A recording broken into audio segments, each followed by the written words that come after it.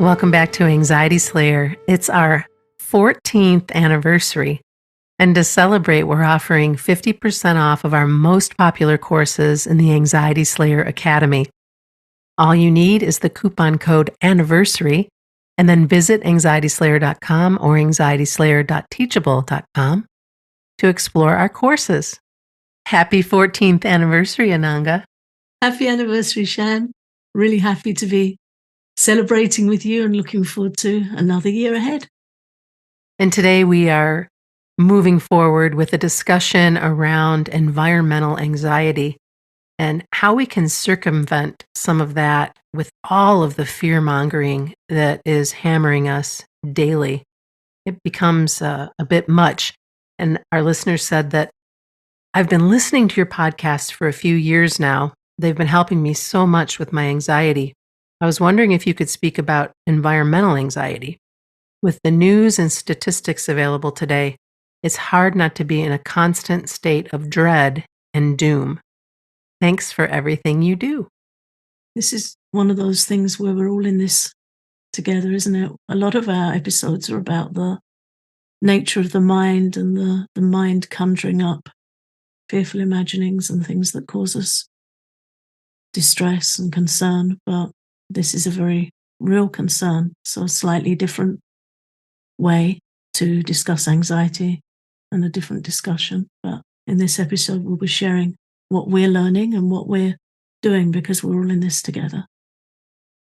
And right now, it feels like you just can't get away from it with everything that's happening on the world stage, on top of what's happening in our own lives and in our own relationships, that you can feel the heaviness of the energy as so much is going on out there. How do we bring it back in and nurture ourselves, look after ourselves, and do the best we can, even though the world seems like a pretty frightening place right now?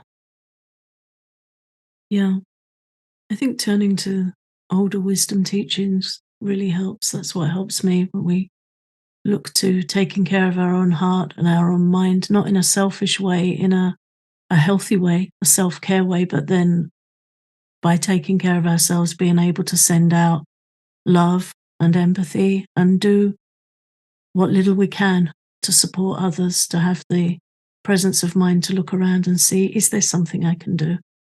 And if there doesn't seem to be something directly we can do, at least we can send love and good intention. Yeah. I have a practice where I'll do that. I'll just get really quiet and make a contribution, like picture my energy expanding all across the world and just sending love and sending good intentions. Some people will call it prayers, intentions, uh, contribution, whatever you want to call it.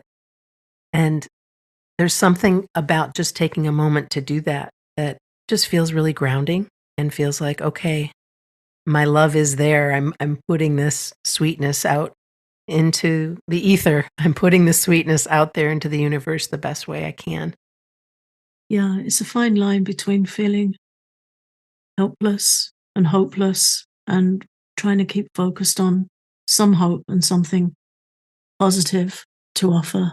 And that makes a big difference in our experience of our own lives, how we move from day to day. I think protecting ourselves as best we can so that we can show up as best we can. Not that we're trying to put our heads in a hole like an ostrich, not that we're trying to turn a blind eye, but that we can become punch drunk so easily if we're taking in information constantly that we Mm. can't do anything about. So I think one of our first points today is in that regard is keeping away from statistics and information that we can't do anything about. And then, of course, all of the news and statistics and information on the world stage right now. It's too much to have that bombarding you every single day, and everybody has an opinion, and doom scrolling will do nothing but make you feel worse. And we all have to be so careful about where we're getting our information from and Is it from a credible source? There's so much confusion. There's so many opinions and all of that stuff. It's not helpful.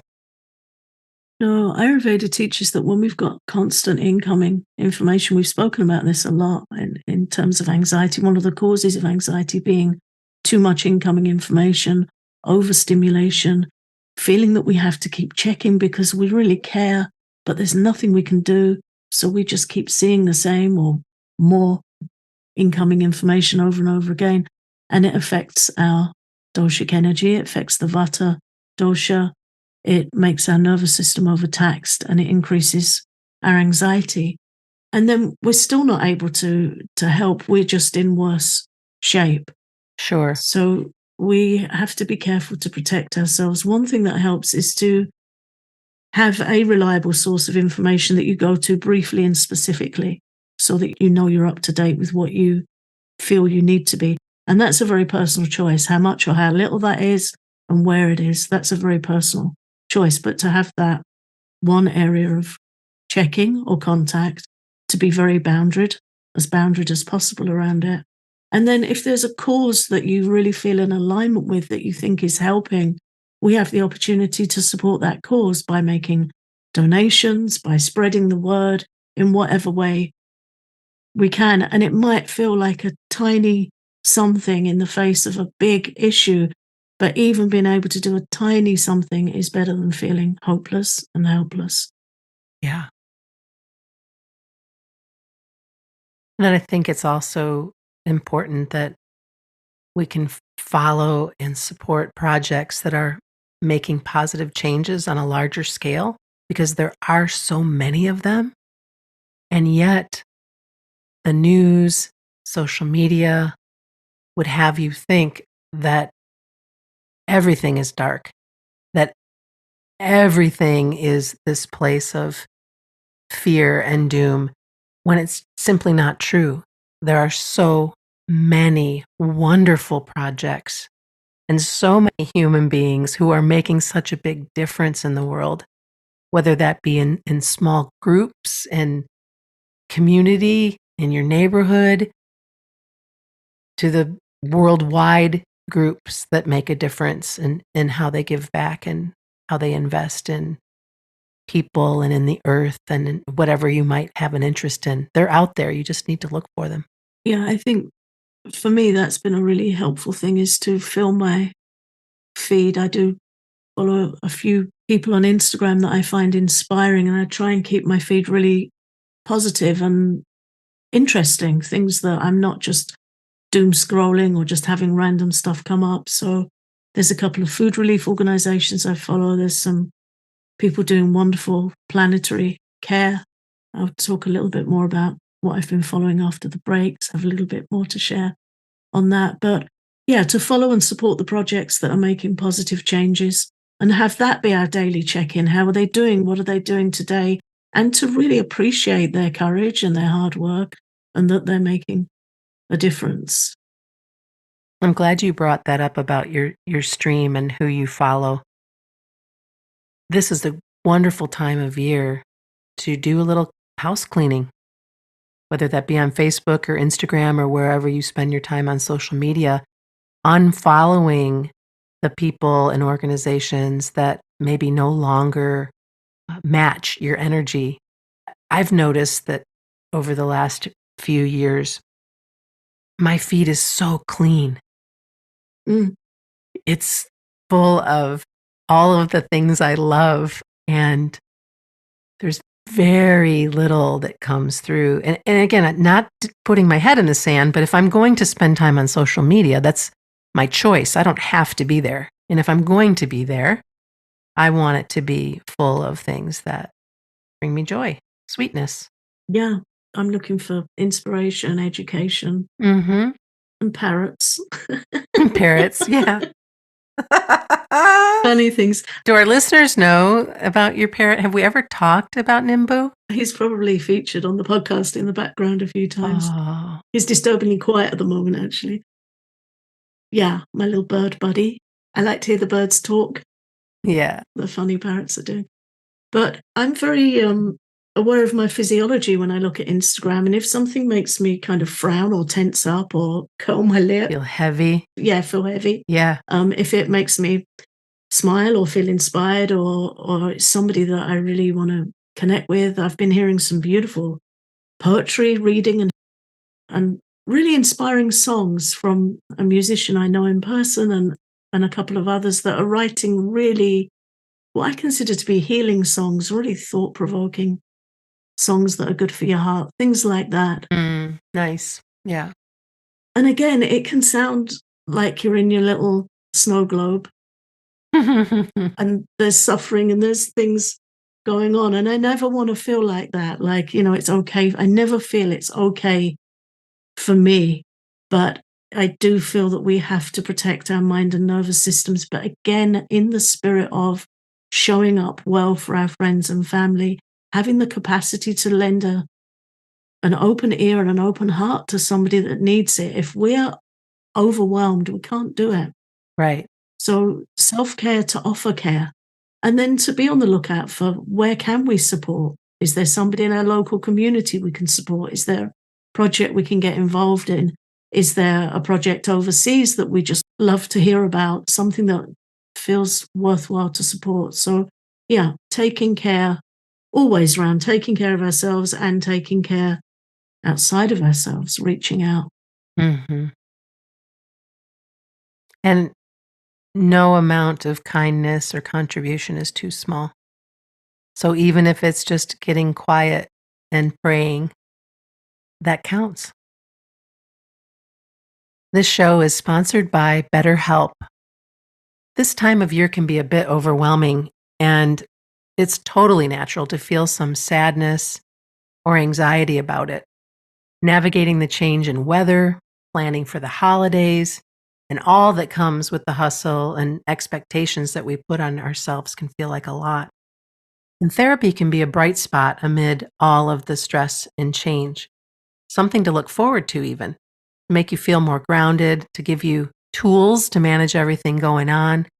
And it's not just for those who've experienced major trauma. If you're thinking of starting therapy, give BetterHelp a try. It's entirely online, convenient, flexible, and totally suited to your schedule. Find a bright spot this season with BetterHelp.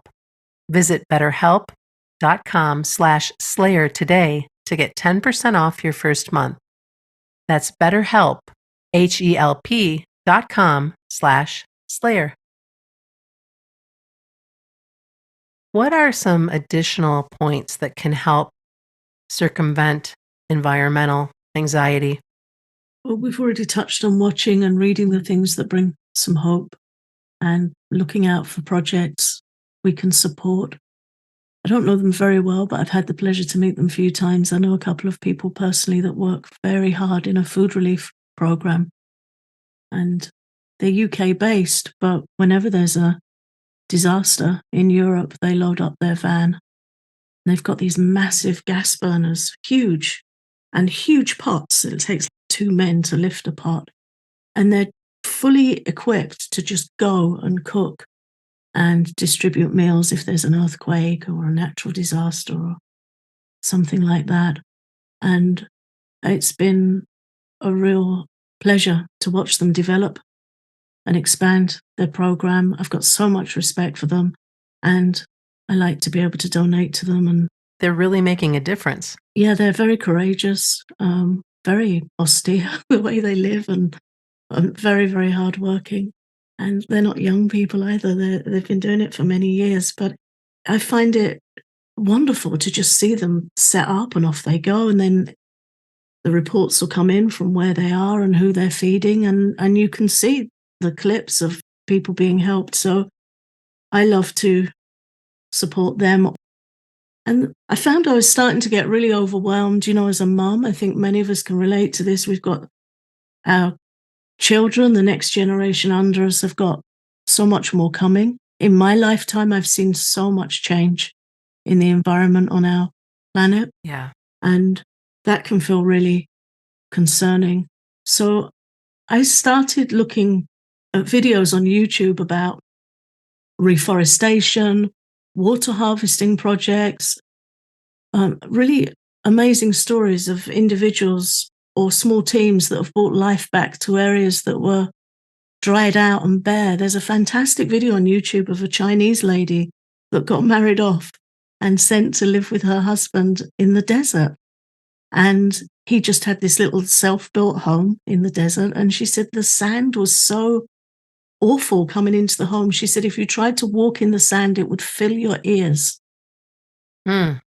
She was an incredibly determined person, and she managed to sell, I can't remember what, she managed to sell something, and she bought 10 trees and went and planted them, and they all died. And then she realized what had gone wrong. And then she went and bought more and tried again and tried again. And I think in the end, she planted 100 trees and one survived. That she knew how to help the tree survive. And then her and her husband devised this system of helping the trees grow. And there's footage of her crawling through the sand with these sandstorms blowing, with trees tied to her back, saplings tied to her back, and planting and planting. And eventually she completely well, you can't even say reforested because it was a desert. She made a forest. Mm. That is wild. And now she helps educate other people. And it was wonderful to see the change she made, how determined she was, how she educated herself, how she was just so persistent. And that story really was quite wonderful to witness. And there are so many others, people in areas in India and Africa where there isn't sufficient rainfall, and they're learning how to harvest the water from the air with fog nets, and the water kind of condenses and trickles down, or how to hang on to what rainfall does come so it doesn't just run off the land. And then you see people growing all kinds of fruits and vegetables and trees and bringing green life back to areas that were previously just dust. Yeah. Just to stop my mind thinking it's all terrible and it's all going downhill. Before we started recording, we had a little conversation about a video that you watched on a project that cleans rivers and stops plastic getting into the ocean. And I know that you started picking up litter and having that be a part of something you do to give back. And I do the same. And also now I've found that there are several companies out there who are creating things out of the plastic that gets pulled from the ocean that you can buy. So I was looking for a new piece of luggage, a new carry-on, and found a company that does just that.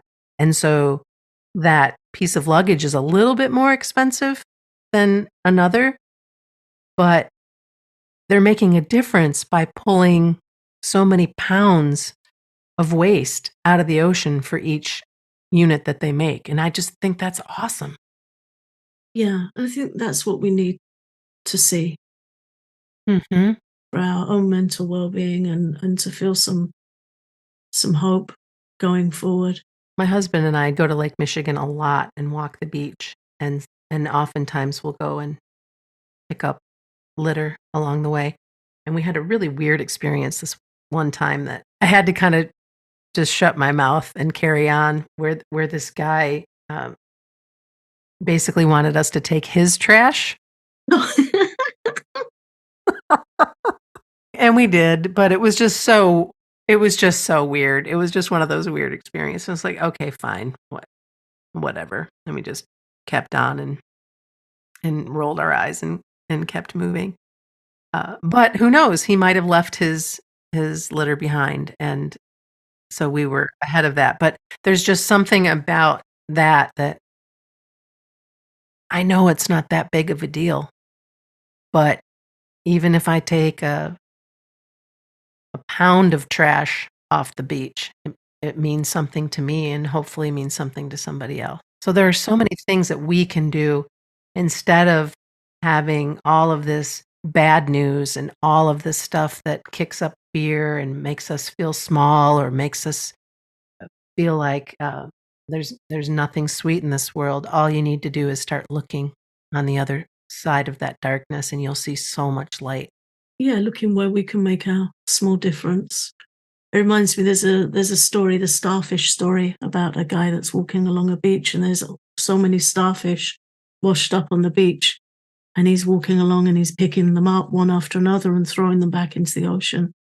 And a guy came and stopped him as he had a starfish in his hand about to launch him back into the water. And the guy said, "You can't pick all of them up. What do you think you're doing? You're not going to make a difference." And the man holding the starfish said, "Well, I made a difference to that one," and threw the starfish back in the sea. Yeah. So we can look at either side. We can feel completely overwhelmed and what can I do? Or we can think, I'm doing what little I can, but it's not nothing. It's a little something. And we can educate ourselves. We can learn about wildlife and pollinators, what plants we can grow in our gardens, even if it's a windowsill with some pots of herbs, mint and lemon balm and different herbs that the bees and butterflies love. And then we'll see them come.